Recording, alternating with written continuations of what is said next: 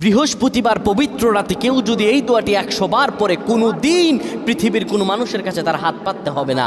পৃথিবীর সব কিছু তার পায়ের নিচে আল্লাহ হাজির করে দিবেন। দারিদ্রতা থেকে মুক্তি দান করবেন, বিপদ আপদ থেকে মুক্তি দান করবেন, তার সম্মানকে সুউচ্চতা দান করবেন, অসুস্থতা থেকে দূরে রাখবেন।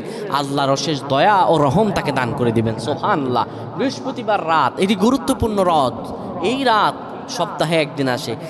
আরবিতে রাত আগে আসে, দিন পরে আসে। সুতরাং বৃহস্পতিবারের যে দিন গিয়ে রাত, এটি বৃহস্পতিবার রাত নয়, এটি শুক্রবারের রাত, এটি জুমাবারের রাত, এটি দোয়া কবুলের রাত, আল্লাহর কাছাকাছি হওয়ার রাত। সুবহানাল্লাহ।